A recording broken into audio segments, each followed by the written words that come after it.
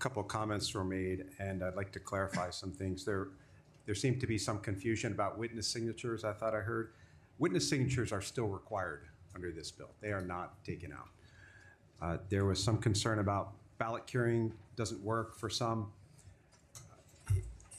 It's not a perfect system, I would agree. But I would also agree, don't let the perfect get in the way of the good. This is going to allow people who make small mistakes, whether they're deployed, whether they're in remote parts of Alaska, to have an opportunity to fix their ballot envelope. Not the ballot envelope. The division is required to contact them by email, text, and mail. And we think that this will allow the fixing of several hundred ballots. Like I said, 413, it's not a huge amount, 413 in the last midterm election, higher in the last general election. We're in a midterm election coming up. It's not a huge number. But let's be clear about what this vote means. In 2022, there were 114% more registered voters than eligible Alaskans. This bill fixes that. If you don't vote to override, you are voting to allow someone who's registered in another state to continue to vote in Alaska. You're voting to allow someone who served on jury duty in another state to vote in Alaska. You're allowing someone that gets a residential property tax exemption in another state to continue to vote in Alaska. You're voting to allow someone who has sworn under penalty of perjury that they're residents of another state so they can get public assistance in that state to continue to remain registered to vote in Alaska. If you vote against this override, you're voting against directly making it a crime to tamper with voting machines. You're voting against making it a crime to tamper with ballot envelopes.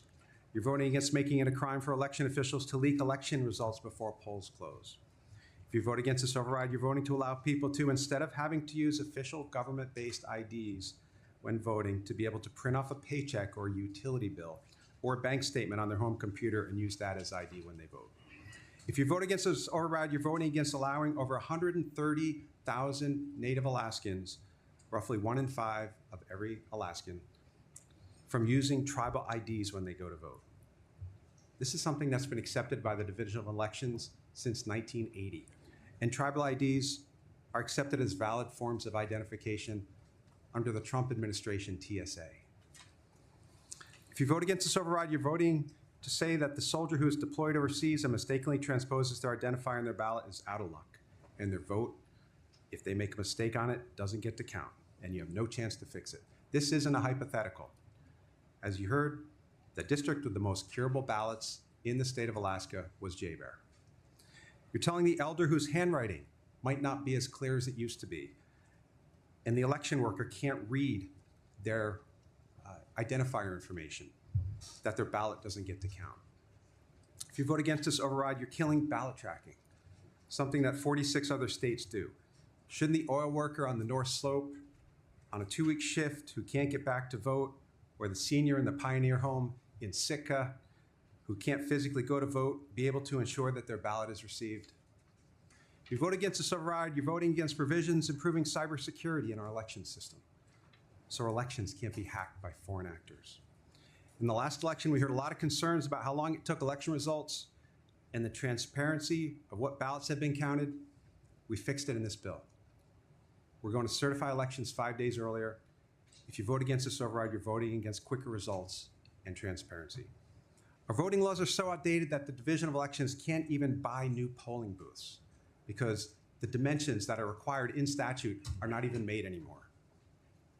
This bill fixes that.